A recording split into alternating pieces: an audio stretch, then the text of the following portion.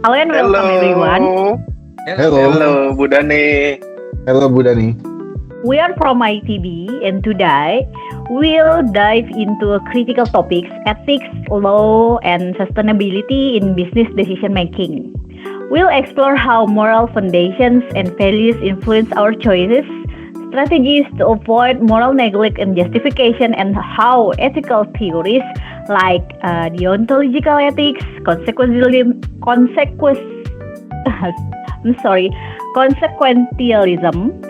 virtue ethics, and stakeholder theory guide us in solving dilemmas while staying compliant with legal and sustainability standards. Before we start it, we will meet our panelists. Hello, panelists. Hello. Hello. Before we start it, I need you to introduce yourself all. First of all, I will introduce myself too because I will be your moderator and your panelist too. Okay, my name is Ramadhani Mefariza. You can call me Dani. My background is from tobacco industry, especially in PT HM Sampurna as sales and marketing specialist. We will move to you all, the panelists. Can we start the introduction from the Pak Sandi? Go ahead. Okay, thank you, Bu Dani. My name is Sandi Akbar Nusantara. My background is in consultancy industry, especially in special economic zone in Indonesia. Thank you, Pak Sandi. Next, You're welcome. maybe I will go to Mas Bani. Hello, everyone. My name is Bani. My background is a banking industry. Nice to meet you all. Okay, bankers. Next one, maybe Mas Hasbi. Okay, thank you, Dani. Hello, everyone. My name is Mohamed Hasbi. You can call me Hasbi. I'm from QSR industry, quick service restaurant. Currently, I'm working for the Riches Factory in Indonesia from project department. Thank you. Maybe you need to provide the richest product, Mas Hasbi. For sure. Okay, last but not least, hello Pak Eko. Thank you, Bu Dani. Hello all, my name is Eko Taufik Sutisna, short is Eko, and I work in aerospace industry, a field where the margin of error, both technical and ethically, is virtually zero. Nice to meet you all. Nice to meet you too, Pak Eko. Okay. We will don't need to wait for so long, so we will go to our first question. Our first question is about our internal frameworks. How do moral foundation and values based on the SWOT theory inform your own ethical decision making in a business context? Maybe we will run through, go flow with the information with any background of you. For first one, maybe Mas Hasbi, how do you think about this moral foundation and values? And maybe you can adding some SWOT theory on this. Okay, thank you, Dani.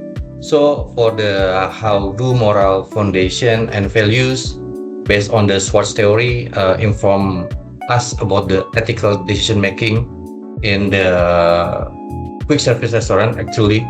So in the quick service restaurant industry, speed and efficiency is everything.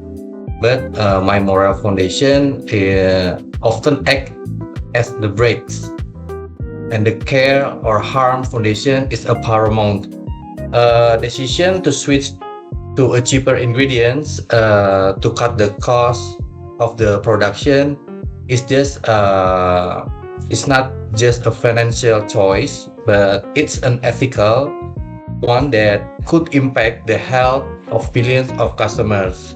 My decision to reject them was driven by the Fairness Foundation, and the value of universalism, a belief in social justice that led outweigh the pure achievement metrics. That is my perspective in the QSR industry. Thank you. Sound interesting ya, Mas. Like, do you prefer the consumer first, right? Yes, sure about that. Talking about consumers, from my industry like tobacco, we will also considering the customer first. Like operating in the tobacco industry means ethics are not an abstract concept. They are our license to operate. Our ethical compass is relentlessly focused on obeying the law to the letter and beyond. For us, the SWOT value of conformity, adherence to social norms and legal obligation is elevated to a core ethical principle. It's about ensuring a legal product is sold in the most controlled and ethical way possible. Like I talked to you before, Mas Hasbi, we are in the same boat, like consumer first, right? Yes. As a sales marketing professional in this tobacco industry, I see firsthand how consumer choices are deeply influenced by values and moral principles. Aligning our strategies with this framework isn't just about selling, it's about creating meaningful connecting that build long-term loyalty for the customers. Yep. Like that, yeah. Okay, maybe we will go to Pak Eko, I think. Yes, great Budani. So I like that perspective. Basically, I want to add on also my own perspective in aerospace world, which also echoes your focus on rules, but for different reasons. For us, care or harm foundation is not just a value; it's an absolute. You can imagine, a single failure can be catastrophic for our industry. This creates a unique hierarchy on SWOT's value. The value is security, ensuring public safety and product reliability. It's not just a conflict with achievement. It must always dominate because safety first. The red string is value, right, Pak? Yes, correct. Just an add-on for the experience. Yeah. A few years ago, we discovered a potential fatigue issue in the component of the airplane. Yeah? Just a week before a major delivery. Delivery is this contributing to the biggest aerospace company in the world, and this will be a huge perspective for us. So the pressure to meet the deadline was immense, but the decision to ground the fleet for inspection, it's ethically not even a choice, it's a must. So the potential harm of completely override any self-enhancement value. So our compass is calibrating the prioritize safety above all else. That's my perspective. Thanks, Budani. Okay. Your company using the consultant to this law ethic, Pak? We develop our own ethic value, basically. Maybe you can consider some consultant like Pak Sandi, right? I think you have some another advice for this values. Okay, Budani. Yeah, in my perspective in consultancy, I think consultancy is built on one thing, that is trust. My moral foundation of fairness and loyalty are constantly in play. My core professional value is universalism, specifically honesty and integrity. I once had to present a report to a CEO showing that his pet project was financially unviable. My decision was informed that the belief that providing a pleasant life would be a greater betrayal of trust than delivering an unpleasant truth. That's my perspective, Budani. Sound interesting. The key is trust, right? Yes. Talking about trust, how about I want to hear from the banker perspective about Mas Bani. Thanks, Bu Dani. Based on SWOT theory and my background, we balance risk and opportunity. The fairness cheating foundation is my compass. I reconcile security stability with benevolence and universalism. Just same. First customer, first trust. Justice. Oh, okay. Thank you, Mas Bani. So the red string I think is the first consumers, value, trust, and closing by Mas Bani also trust. Yes. Our background is so many have different and but one purpose for this moral ethics, right? Yes, Hmm. correct. So, these are powerful reflections, but knowing our values is different from acting on them under pressure. This leads to our second question. What are your strategies to avoid moral neglect, moral justification, and moral inaction in your background, your all background? Can you sharing with us? Maybe Pak Sandi let's start with you. Okay. Okay, thank you, Bu Dani. Yes, to fight moral neglect, we use a stakeholder impact matrix. And to fight moral inaction, which is often fear-based, our firm usually has a duty to dissent policy. It empowers and protects consultants who challenge a partner or a client on ethical grounds. That's of my perspective. Oh, the moral this question is to protect your job, right? As a consultant itself. Yes, of course. Okay, how about Mas Bani? Okay, thanks, Bu Dani. To fight moral neglect, we resist moral justification via contractual and legal angle. Audit and compliance are institutional second eyes. Just that. It sounds interesting too. Building on what Pak Sandi and Mas Bani said about formal structures, we have to assume individual moral failure is a possibility, right? Yes. Mas Hasmi, what about the high velocity QSR world? Okay. From my industry, from the QSR, I think moral justification a huge risk. My primary strategy is the customer child test. This is like a program. So like I asked my team, would you feel proud to serve this product to your own child? This is just like the analogy to them. So it cuts through the rationalism and recenter the decision on the care or harm foundation to be implemented in the QSR industry, I think. That's my insight, Dani. Ooh, okay. Customer child test, yeah. Yeah. I think because we do from we can say the same industry, yeah, FMCG, right? Yep. I think we have the same some strategies to protect from internal company ourselves, like. From my industry like tobacco, our strategies have to be exceptional robust.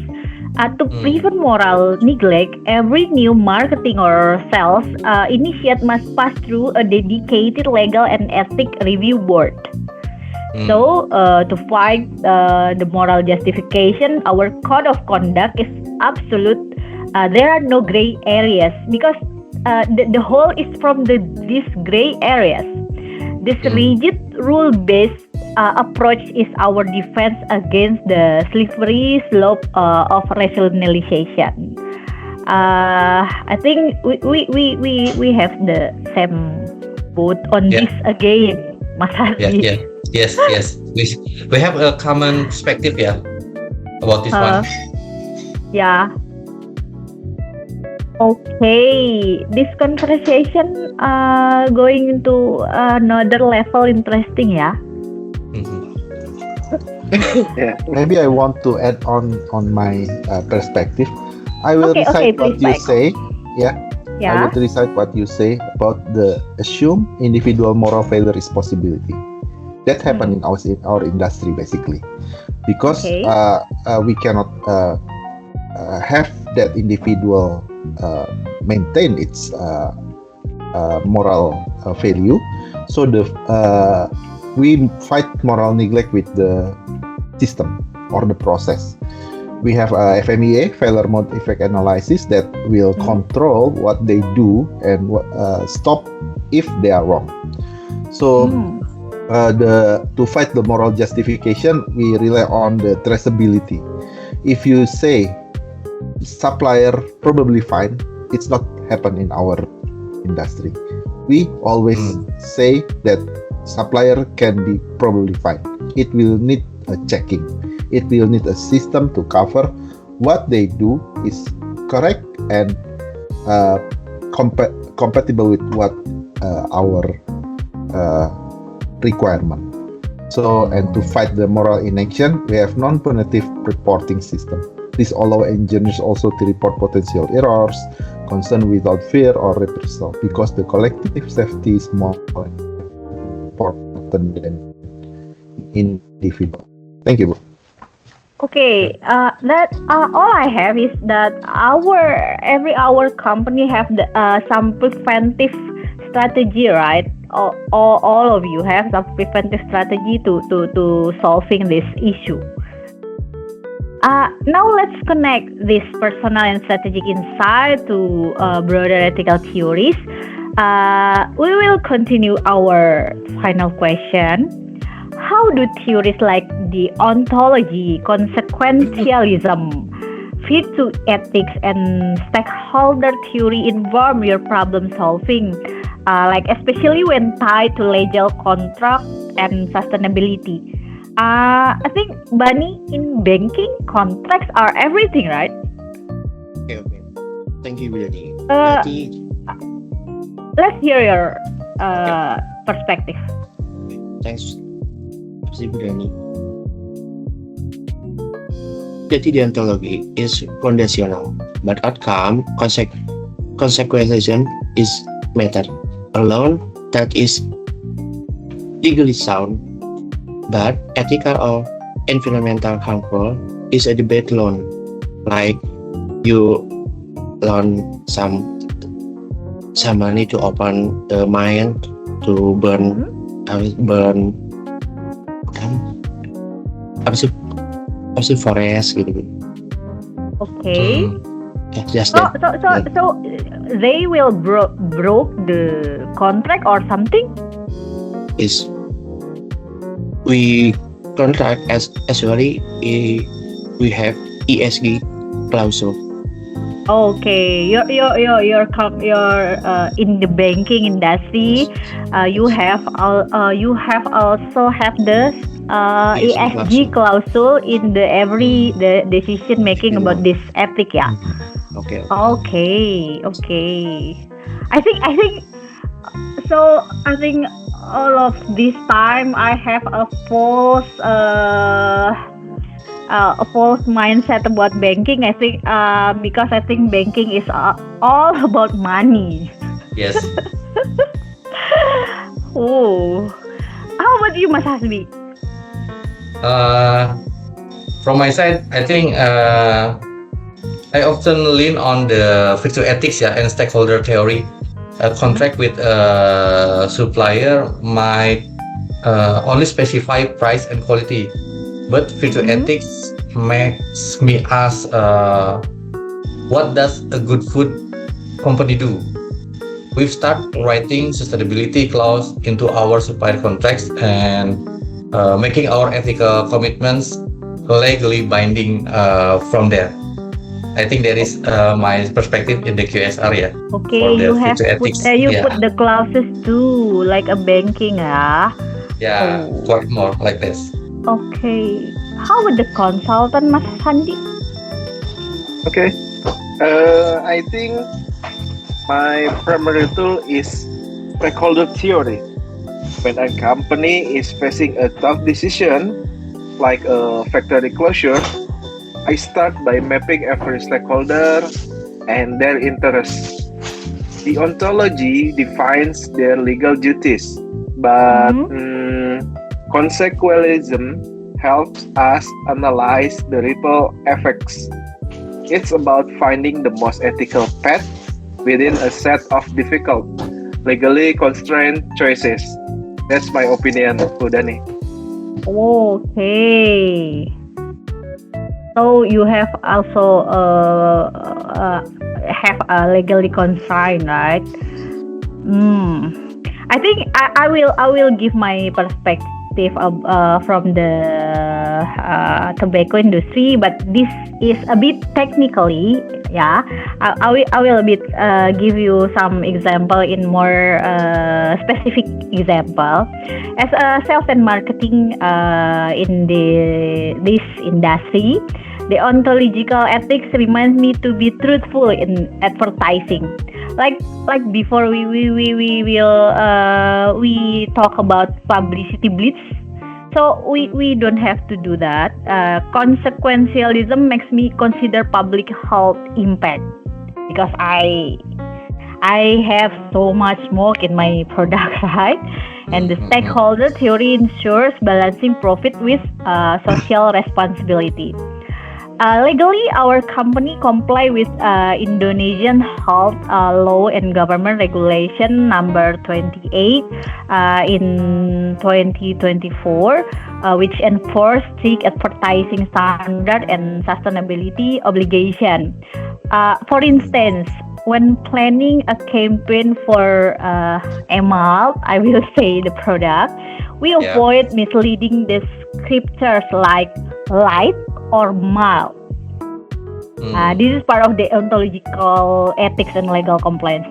We consider the broader consequences by ensuring ads target adult smokers only, like 21 plus age. So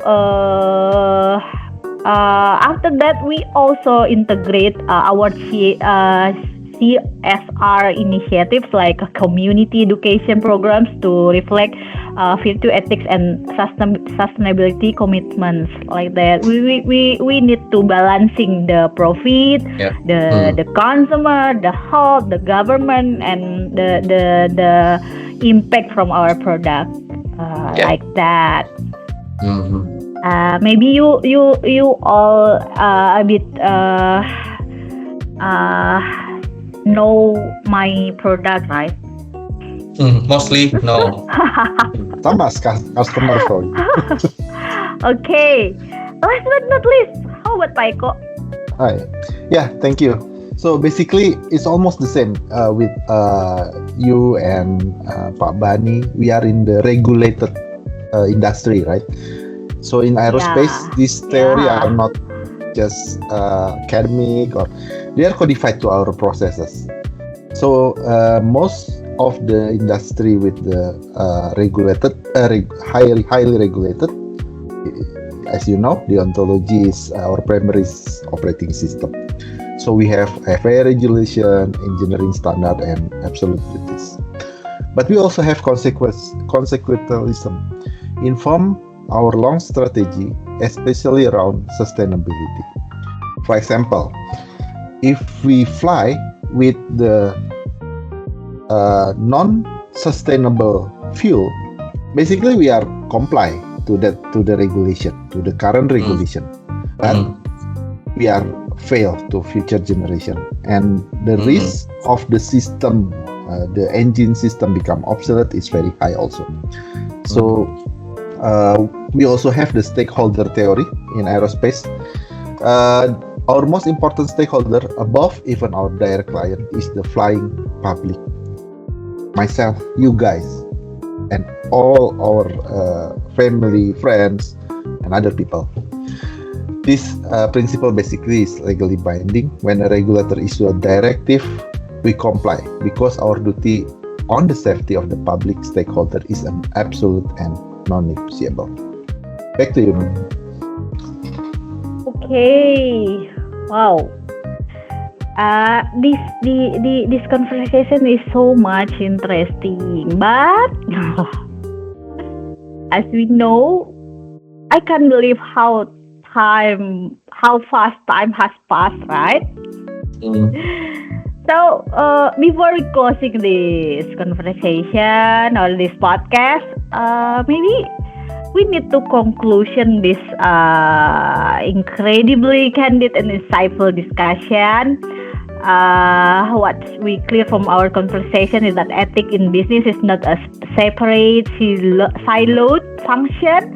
It is the essential operating system that runs beneath every context, every strategic decision, and every interaction. We've heard how personal values from our moral compass, how practical strategies can protect us from ethical failures, and how timeless theories can provide a toolkit for navigating complex dilemmas where law, sustainability, and profit collide. From Mas Hasbi's customer child test to the absolute duties in the aerospace and tobacco industries, it's evidence that true leadership requires us to move beyond simple asking, what are we legally allowed to do, to the more profound question like what is the right thing to do. The challenges are unique to each industry, right? But the underlying principles are universal. Okay, thank you Mas Hasbi for your time, Pak Sandi Thank you, for your time, everyone. Mas Bani and Thank Pak you. Eko Thank you all. for Thank you all. sharing Thanks all. your invaluable perspective. So, thank you for the audience for joining us for past 1 hour maybe. And please wait for our next podcast. Bye. Bye. Thanks Thank all. you. Thank you. See you next year.